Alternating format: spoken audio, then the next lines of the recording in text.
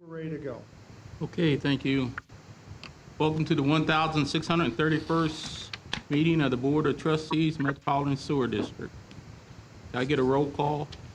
For those of you on the phone, this is Susan Myers. I'm filling in for Tim Snoke tonight.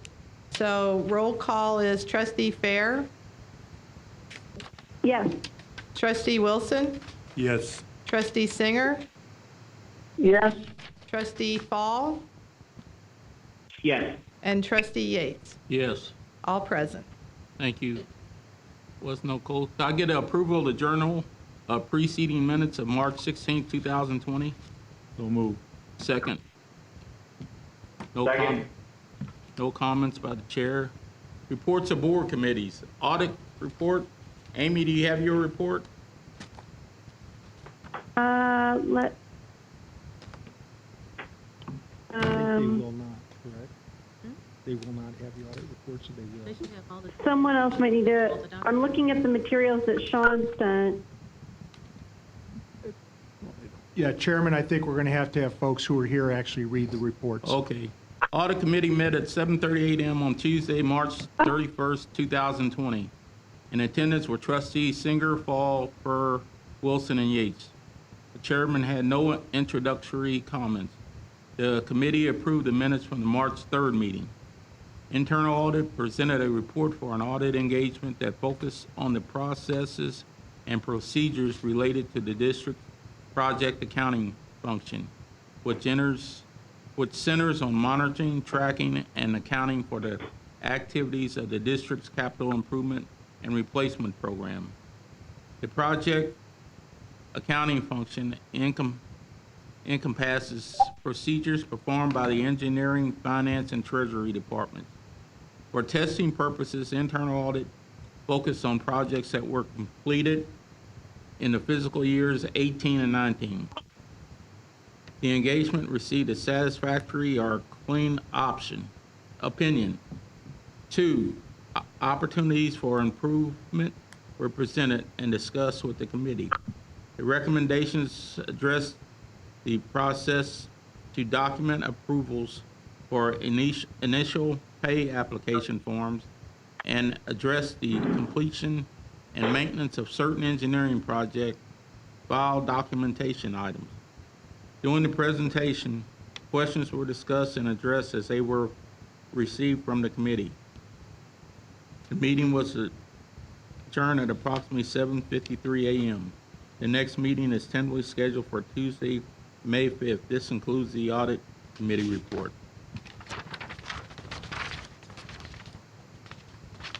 You can check with Trustee Fall. I don't think he has access. Trustee Fall, do you have access to the program management report? I do not. I don't see the email. I'm sorry. No problem. Thank you. Program? Read it. Oh, you want it? You can read it. Okay, Trustee Wilson. Yours.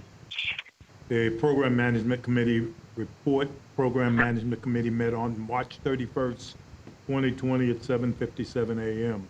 Meeting was attended by Trustees Yates and Wilson with Trustees Paul, Fair, Singer by phone. The minutes of the March 3, 2020 meeting were approved. The agenda items to be introduced tonight were presented and discussed, including a detailed discussion regarding the following items. Ordinance numbers 15382 through 15384. Staff provided details of 3 CSO volume reduction green infrastructure grants being awarded to reduce combined sewer overflows to the Mississippi River and the River de Pere. Staff discussed in detail each individual grant and reviewed location and scopes for the project. Ordinance number 15386. This ordinance is for a design build contract with KCI Construction Company for the design and construction of the Mississippi Flood Wall ORS Pump Stations Rehab Project. Staff gave details on the contract and the minority participation for the construction and the design. This is the second phase of a multi-phase effort to improve the reliability and efficiencies of the Mississippi River flood protection and overflow regulation system. Ordinance number 15387, Riverside and Yarnell Sanitary Relief. Staff presented this plan supplemental appropriation for a construction contract with Unistall Contracting Company. This is the second of three appropriations with the final appropriation and construction completion plan for fiscal year 2021. Ordinance number 15390, Stanwood and Bellwood Storm Sewer Easement Condemnation Request. Staff gave an update on the status of the easement acquisition and the condemnation process on 4 parcels of ground for this project. Staff continues to coordinate with the property owners, but request approval to move forward with condemnation efforts and current project schedule. The next committee meeting is scheduled for Tuesday, May 5th, 2020. Meeting was adjourned at 8:21 a.m. Thank you, Trustee Wilson. Next report is the Finance Committee report. Mr. Chairman, Yes. this is Jim Fall. I just want to make clear three things. One is, while I did not have access to the committee meeting minutes, I approve of all of them as I was in attendance. Second, they have since been sent to me, so I'm happy to read one if you'd like. Two, throughout this whole thing, I believe Mr. Singer, Ms. Fair, and myself do have access to the agenda as well as the diversity study presentation.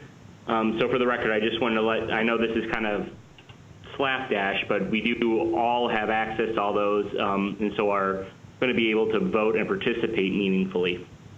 Thank you, Trustee Fall. Next report is the Finance Committee report. Trustee Singer, do you have that? I do not. Okay, Trustee Fall, you want to read that? Yes, he does. Susan, you want to read that?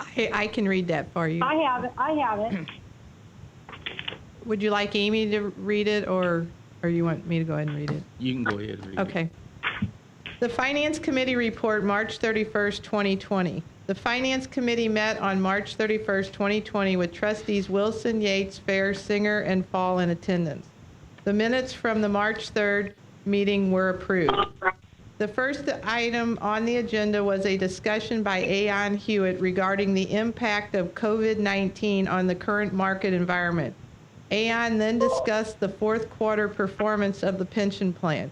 Plan assets returned 5.1% in the fourth quarter of 2019, which exceeded the policy benchmark of 5%. The year-to-date plan performance was 16.2%, which was below the policy benchmark of 17.4%. Aon also explained that the UBS Trumbull Property Fund suspended redemptions for the first quarter, delaying the execution of our redemption request. Aon then disclosed to the committee that it recently downgraded the Allianz Structured Alpha products to sell and recommends that MSD not act on the authorization of resolution number 3567 adopted February 13, 2020 to invest in the Allianz GI Structured Alpha Global Equity 350 Fund. In response to a question from the committee, staff will consider the need and timing of additional board action to formally rescind the resolution. There is no board action required at this time. Next on the agenda was a report by staff relating to the district's operating fund portfolio as of March 30, 2020. Staff indicated that the portfolio is in compliance with the district's investment policy. Secretary Treasurer Tim Snoke then updated the committee on the recently executed forward direct placement refunding bonds and indicated that the district will save approximately $72.3 million in debt service costs over the next 23 years as a result of the refunding. The next item discussed on the agenda pertained to a staff request to exercise the third of 4 option years with Raptilus Financial Consultants. Raptilus will provide rate design software, training and support services, rate proposal preparation, and expert testimony for anticipated future rate commission proceedings, preparation of financial feasibility studies as needed for the issuance of district bonds, and assist with public communications regarding future stormwater initiatives. This will be resolution number 3585 on tonight's agenda. Staff then reviewed a resolution requesting approval of a budget transfer of $506,225,000 of unencumbered appropriated balance from the 2019A SRF fund to the general fund to cover the cost of commitment fees for the direct placement refunding bond issues. This will be resolution number 3586 on tonight's agenda. The next item on the agenda consisted of a review of the FY21 Strategic Business and Operating Plan, as well as the FY21 Preliminary Budget. MSD Executive Director Brian Holscher reviewed the values, goals, and strategies defined in the Strategic Business and Operating Plan. Marion G., Finance Director, and Engineering Director Rich Unnerfirth reviewed the revenues and expenditures that comprise the proposed balanced budget of $745.3 million and also addressed questions from the committee. Marion presented a comparison of the proposed FY21 budget to the FY20 budget. Rich provided additional detail regarding projects included in the district's $403.3 million capital improvement and replacement program. Staff stated that the FY21 budget is scheduled for introduction at the May 14, 2020 Board of Trustees meeting, and that a public hearing on the budget is scheduled immediately after the board meeting. Staff will request the board to adopt the budget during its June 11, 2020 Board of Trustees meeting. The meeting adjourned at 10:02 a.m. The next tentatively scheduled meeting is Tuesday, May 5th, 2020. This concludes the Finance Committee report. Thank you, Susan. Stakeholders Relations Committee meeting. Stakeholders Relations Committee met at district headquarters on Tuesday, March 31st, 2020 at approximately 10:05 a.m. In addition to the public attendance, those present at the meeting included Trustees Yates and Wilson. District directors and staff attending by conference call were Trustees Fall, Furr, and Singer. Trustee Yates called roll and had no further comments. By motion of all trustees, the minutes of the February 4th, 2020 Stakeholder Committee meeting minutes were approved. By approval of all trustees, the committee then moved to go into closed session to discuss legal, confidential, and privileged matters under 610.20211 at approximately 10:06 a.m. By consensus of all trustees, closed session was concluded at approximately 10:40. The meeting was adjourned at approximately 10:41 a.m. by Trustee Yates. Next meeting date is tentatively scheduled for May 5th, Tuesday, 2020.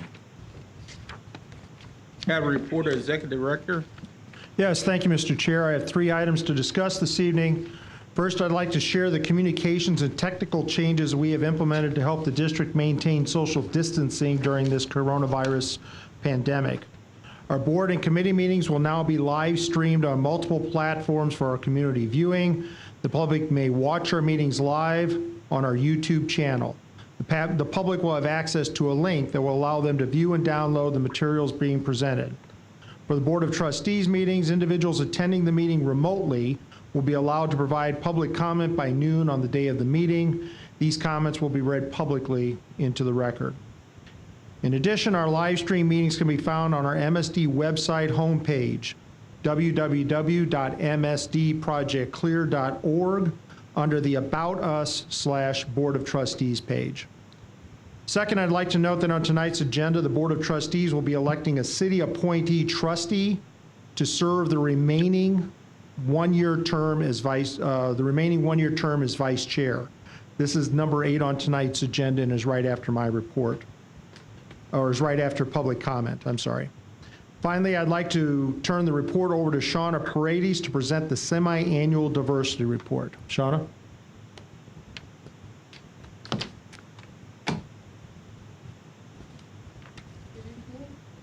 Tonight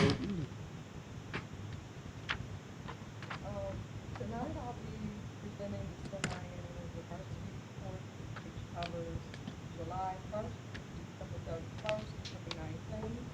The information will cover the capital program, small contractor program, community benefits agreement activities, and the disparity study. In capital construction, 41 projects were awarded during the period worth $86.2 million. 31 were non-building projects, 8 were state funded, and 2 fell under the $50,000 threshold for having goals, with one of those going to an MBE construction firm.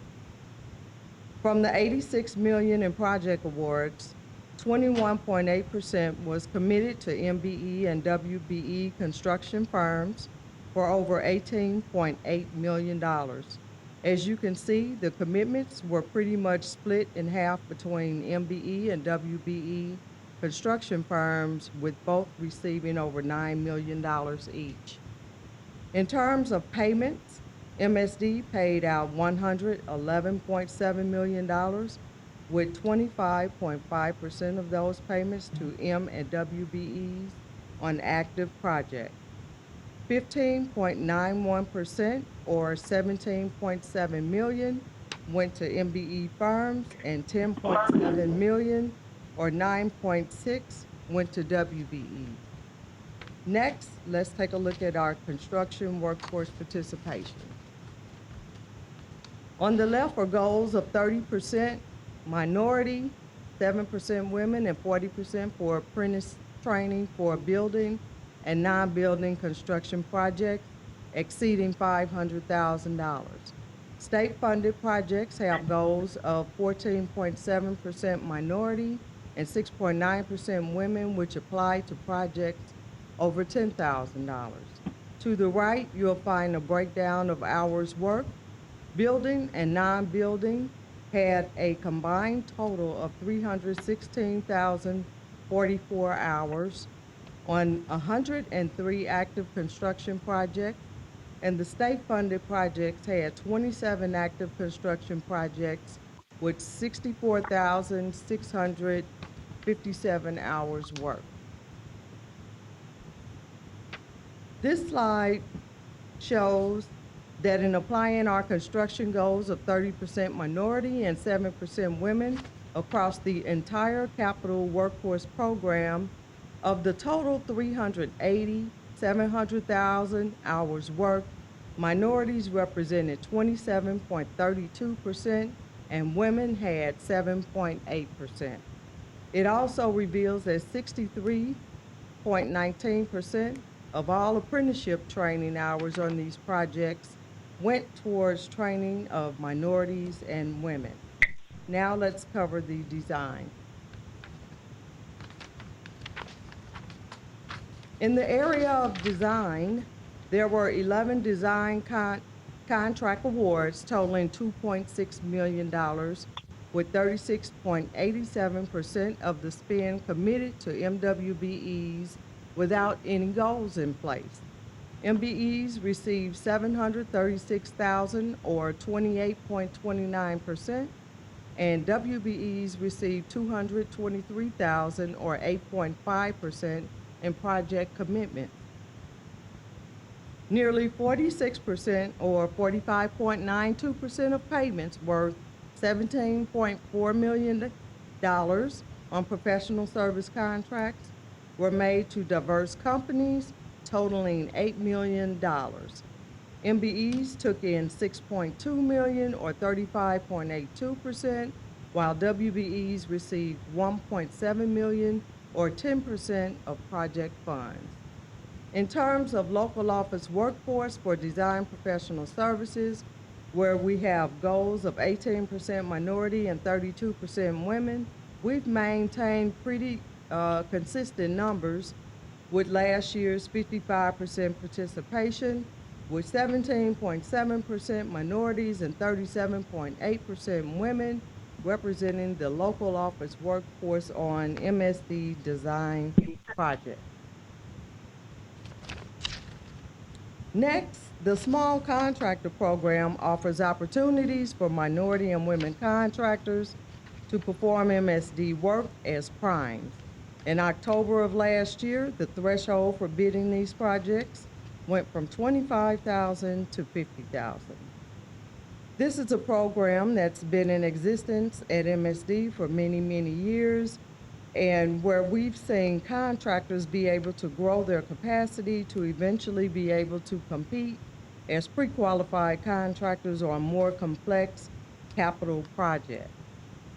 So for the first half of fiscal year 20, in terms of dollars spent, the total program spend was $1.6 million, with $554,879, or 35% of program dollars going to MWBEs. There's been a total of 143 projects, with 43 or 30% performed by MWBEs, and the percentage of projects is evenly split between the sanitary and storm projects across the program at 30% each. Next, I'll cover the Community Benefits Agreement activities. Just to give you a little background of information, MSD entered into an agreement with the signatories listed here in 2013. We agreed to work with community stakeholders to ensure that MSD would work with our community-based partners to address initiatives which promote equity and equality within our region. To the right is a list of topics that reflect MSD's activities relative to the CBA during the first half of fiscal year 20. In this time period, one meeting was held on October 30th, 2019, with CBA signatories. Agenda items covered the First Source Hiring Program, RFP, appointments for the CBA Steering Committee. I covered the Diversity Annual Report and gave an update of our Disparity Study timeline. The CBA signatories were presented with the draft of the RFP for review and comments. MSD has since proceeded with the procurement RFP process and is currently seeking proposals that will become due at the end of April for First Source hiring. We hope to have a new program in place sometime in the next fiscal year 2021. The CBA also addresses job training. MSD presented the results of its competitive selection for a workforce development job training program in which the Building Union Diversity Program, or BUD, was awarded a grant to provide a training gateway for women, minorities, economically disadvantaged adults, and high school students to provide an introduction into the construction industry with a particular focus on employment in sewer construction occupation. Through CBA initiatives to promote the utilization of MWBEs, MSD is a participant with the Contractor Loan Fund, which is a program designed to give minority and women businesses access to loans, business, and technical resources to facilitate successful participation in the construction industry. To date, the Contractor Loan Fund has approved over 38 loans worth $6.5 million, and we've seen several MSD contractors successfully participate in the program. Other areas of focus include education and internships. Last summer, MSD sponsored 5 paid interns from the St. Louis Internship Program to work in public affairs, information technology, finance, and engineering. MSD also sponsored 2 full ride scholarships for the SIUE Environmental Resource Training Center for Treatment Plant Operators Program. 2 scholarship recipients are nearing the end of their program and preparing to take their certification examinations sometime this summer. Here, I wanted to give you an update of the timeline for completing the disparity study update. Currently, we're in the analysis phase of the update, and we're pushing forward to stick with this schedule. I'm happy to report that I'm in regular contact with Mason Tillman and Associates, and they have continued to present us with deliverables as promised according to the schedule thus far. Once we have the final disparity study results with the workforce reports, we plan to present the results to the board, communicate the results to staff, stakeholders, and the public, followed with a plan for implementation of the results. This concludes my report. Thank you, Shonda. Thank you. Any questions? Thank you. Job well done. Thank you. Mr. Chairman, that concludes my report. Thank you, Mr. Director. Comments from the public. Elaine, Laurie? Laura. Excuse me. I'm just reading it like it was spelled.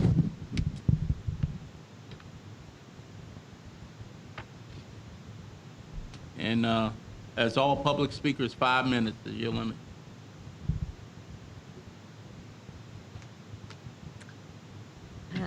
Thank you, everyone. Good seeing everybody. As usual, I'm concerned.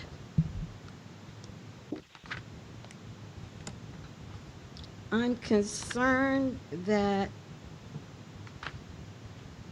MSD, the 5th criteria, equity and fair rates. I believe that as I looked at the very nice report, on page 6, I called 3 of the listed cities, Baltimore, Cleveland, and Kansas City. I also, once again, enjoyed their websites. And on their websites, they highlighted the service period, the dates when metered water is paid. So the service dates on those 3 websites, Baltimore, Cleveland, Kansas City, for an example, if the bill was May 1st to May 31st, then the next bill was from June 1st to June 30th. But MSD service period dates are just the opposite. On MSD billing, May 1st to May 31st, one service period. Then the next service period is May 31st to June 30th. So the beginning date and ending date of 2 service period is the same. And I asked several neighbors what did they think, and they thought that was double billing. Because if your ending service date is your beginning service date for your next service period, that looks like you're being charged you're being charged twice for the same service date. I also compared that to my Spire bill, which is a gas company, and the gas company's service dates. If your ending date previous month, your next service date, beginning date, is the next calendar day, not the same one. I also checked my Ameren bill, electric company, and the same procedure. The service date, the ending date of one period does not become the beginning date of the next period. And I am just concerned that MSD's billing does not reflect what the vast majority of the companies, other municipalities that you referenced on page 6, and what the electric company and the gas company in our area does. So that was my main concern. And then after the diversity report, which I find it's very difficult to see the board from way in the back. And I just wish that the diversity report had been made available at the sign-in desk for the public. I felt as disadvantaged back here, and that kind of goes along with how I feel disadvantaged by MSD. But I really thought it was meager in terms of supporting diversity and minority. Having 2 scholarship recipients from a multi-billion-dollar agency is meager in my report. Your 5 minutes is up. Thank you. Trustee Yates, are you wanting any response, or are you good? I'm good. Okay, thank you. All right, now we're down trustees. It is now time for the board to elect a city trustee as the vice chair to fill the remaining one-year term of office left vacant by the departure of trustee Annette Medill. The remainder of this term will expire on March 15th, 2021. I will first ask the county trustees to nominate and second as many city trustees as they wish. Once the nominations are closed, I will ask the county trustees to vote on those city trustees who were nominated. So let's begin. Does any county trustee wish to nominate a city trustee for the position of vice chair? I nominate Jim Fall.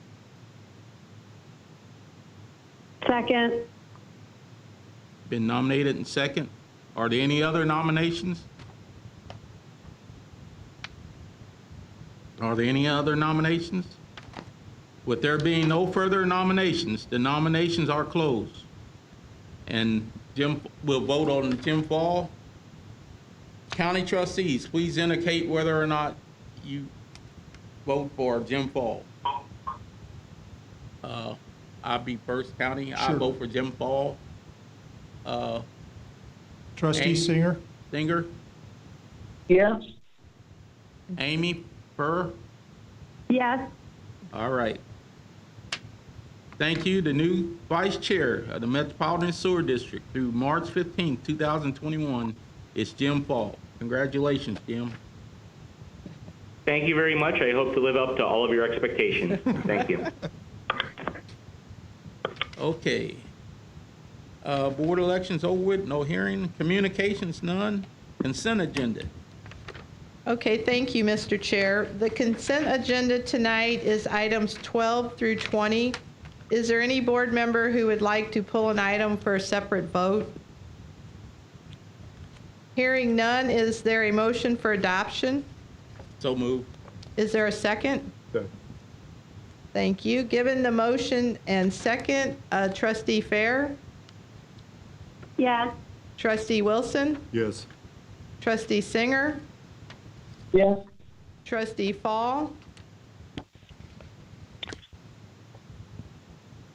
Trustee Fall. Did we lose Trustee Fall? You might have passed. You might be at vote.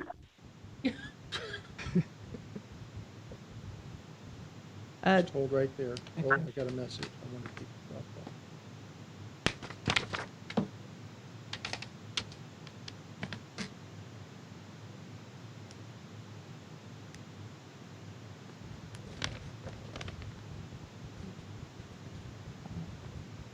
Shimmer, are you trying to go over? Huh? He's calling back in. Just wait. Trustee Fall is calling back in, so we'll wait just a moment.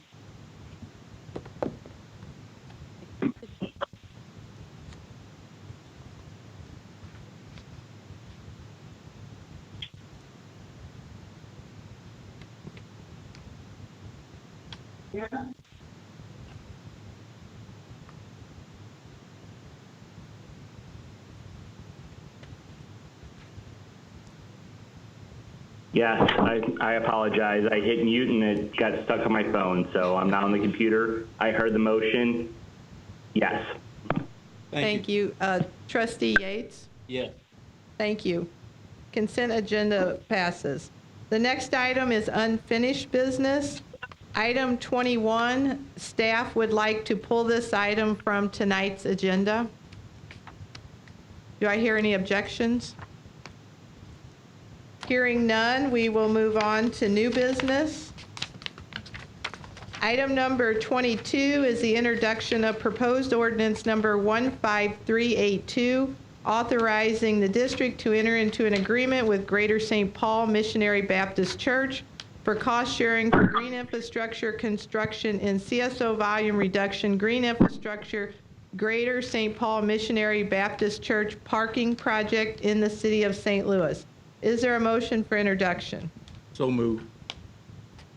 Second? Second. Given the motion and second, Trustee Fair? Yes. Trustee Wilson? Yes. Trustee Singer? Yes. Trustee Fall? Yes. And Trustee Yates? Yes. Item 23, introduction of proposed ordinance number 15383, authorizing the district to enter into an agreement with Rankin Technical College for cost sharing for green infrastructure construction and CSO volume reduction green infrastructure Rankin 4300 Evans Avenue project in the city of St. Louis. Is there a motion for introduction? So moved. Second. Given the motion and second, Trustee Fair? Yes. Trustee Wilson? Yes. Trustee Singer? Yes. Trustee Fall? Yes. And Trustee Yates? Yes. Item 24, introduction of proposed ordinance number 15384, authorizing the district to enter into agreement with SSM Healthcare St. Louis for cost sharing for green infrastructure construction in CSO volume reduction green infrastructure, SSM St. Mary's Hospital South Parking Lot Project in the city of Richmond Heights. Is there a motion for introduction? So moved. Second. Given the motion and second, Trustee Fair? Yes. Trustee Wilson? Yes. Trustee Singer? Yes. Trustee Fall? Yes. And Trustee Yates? Yes.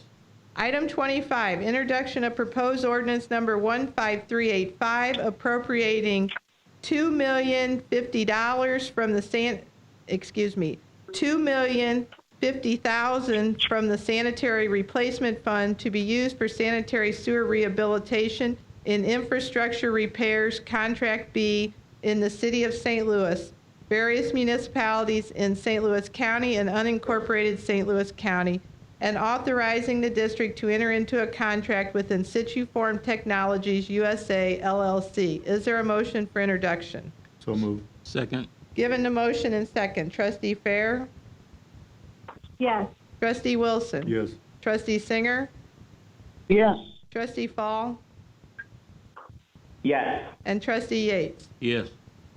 Item 26, introduction of proposed ordinance 15386, making an appropriation of $7 million from the sanitary replacement fund to be used for combined sewer construction in Mississippi Floodwall ORS Pump Stations Rehabilitation Phase 2 project in the city of St. Louis, and authorizing the district to enter into a contract with KCI Construction Company. Is there a motion for introduction? So moved. Second. Given the motion and second, Trustee Fair? Yes. Trustee Wilson? Yes. Trustee Singer? Yes. Trustee Fall? Yes. And Trustee Yates? Yes.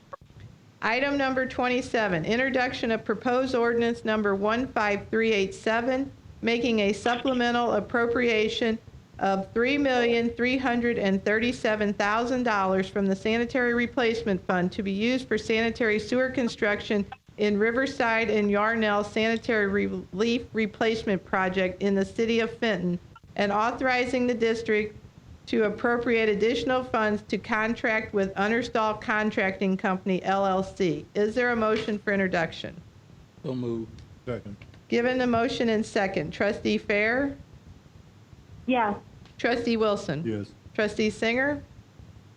Yes. Trustee Fall? Yes. And Trustee Yates? Yes. Item 28, introduction of proposed ordinance 15388, appropriating $1,825,000 from the district-wide stormwater fund to be used for channel stabilization in Kenwood, June Creek Bank Stabilization Project in the city of Northwoods, and authorizing the district to enter into a contract with JTL Landscaping, LLC. Is there a motion for introduction? So moved. Second. Given the motion and second, Trustee Fair? Yes. Trustee Wilson? Yes. Trustee Singer? Yes. Trustee Fall? Yes. And Trustee Yates? Yes. Item number 29, introduction of proposed ordinance 15389, appropriating $280,000 from the district-wide stormwater fund to be used for channel stabilization in Brunston Drive 4875 Bank Stabilization Project in unincorporated St. Louis County, and authorizing the district to enter into contract with 2 Alpha Contracting, LLC. Is there a motion for introduction? So move. Second. Given the motion and second, Trustee Fair? Yes. Trustee Wilson? Yes. Trustee Singer? Yes. Trustee Fall? Yes. And Trustee Yates? Yes. Item number 30, introduction of proposed ordinance 15390, declaring the necessity for the acquisition of easements and temporary easements in certain real property within the district for the purpose of construction of sewers and related appurtenances in the project known as Stanwood Drive and Bellwood Drive Storm Sewer and Bank Stabilization Project in the city of Normandy, to serve the needs of residents of the area, and authorizing staff to proceed with further condemnation areas related to the project, including but not limited to the purchase and/or filing of all necessary corporate pleadings or documents to commence and prosecute formal legal proceedings for the acquisition of said easements and temporary construction easement. Is there a motion for introduction? So moved. Second. Given the motion and second, Trustee Fair? Trustee Fair? Yes, I'm sorry, it cut out. Yes. Okay, thank you. Trustee Wilson? Yes. Trustee Singer? Yes. Trustee Fall? Yes. And Trustee Yates? Yes. Item number 31 is introduction and adoption of proposed ordinance number 15391, changing the salary set by ordinance number 15113, adopted January 10th, 2019, and setting a new salary for the executive director of the Metropolitan St. Louis Sewer District. Is there a motion for introduction? So moved. Second. Given the motion and second, Trustee Fair? Yes. Trustee Wilson? Yes. Trustee Singer? Yes. Trustee Fall? Sorry, yes. And Trustee Yates? Yes. Do I hear an objection to the suspension of the rule? Hearing none, is there a motion for adoption? So move. Is there a second? Second. Given the Second. motion, given the motion and second, Trustee Fair? Yes. Trustee Wilson? Yes. Trustee Singer? Yes. Trustee Fall? Yes. And Trustee Yates? Yes. Okay, now we're going to move on to resolutions. Item number 32 is adoption of resolution number 3577, expressing the Board of Trustees' appreciation to Lance E. Dial for his 23 years of exemplary service to the district from June 24th, 1996 to his retirement effective April 1st, 2020. Is there a motion for adoption? So moved. Second. Given the motion and second, Trustee Fair, Yes. Trustee Wilson. Yes. Trustee Singer, Yes. Trustee Fall, Yes. and Trustee Yates. Yes. Item number 33, adoption of resolution number 3578, expressing the Board of Trustees' appreciation to Samuel G. Hudson for his 22 years of exemplary service to the district from May 12, 1997 to his retirement effective April 1st, 2020. Is there a motion for adoption? So moved. Second. Given the motion and second, Trustee Fair, Yes. Trustee Wilson. Yes. Trustee Singer, Yes. Trustee Fall, Yes. and Trustee Yates. Yes. Item number 34, adoption of resolution number 3579, expressing the Board of Trustees' appreciation to Jeff T. Jones for his 45 years of exemplary service to the district from October 21, 1974 to his retirement effective April 1st, 2020. Is there a motion for adoption? So moved. Second. Given the motion and second, Trustee Fair, Yes. Trustee Wilson. Yes. Trustee Singer, Yes. Trustee Fall, Yes. and Trustee Yates. Yes. Item 35, adoption of resolution 3580, expressing the Board of Trustees' appreciation to Keith A. Milson for his 31 years of exemplary service to the district from September 6, 1988 to his retirement effective April 1st, 2020. Is there a motion for adoption? So moved. Second. Given the motion and second, Trustee Fair, Yes. Trustee Wilson. Yes. Trustee Singer, Yes. Trustee Fall, Yes. and Trustee Yates. Yes. Item number 36, adoption of resolution number 3581, expressing the Board of Trustees' appreciation to Brenda F. Pitts for her 31 years of exemplary service to the district from September 6, 1988 to her retirement effective April 1st, 2020. Is there a motion for adoption? So moved. Second. Given the motion and second, Trustee Fair, Yes.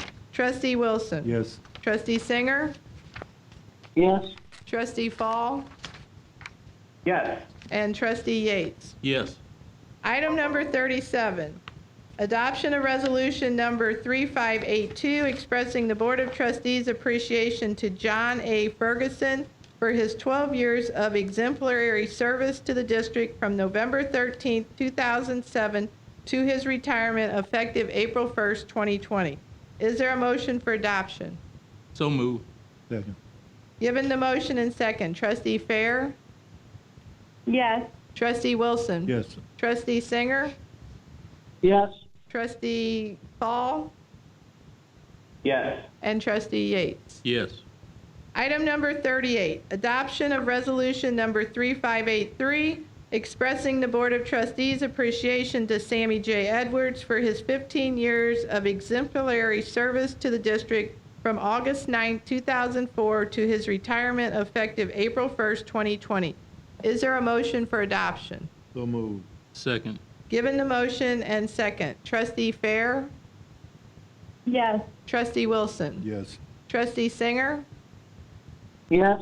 Trustee Fall, Yes. and Trustee Yates. Yes.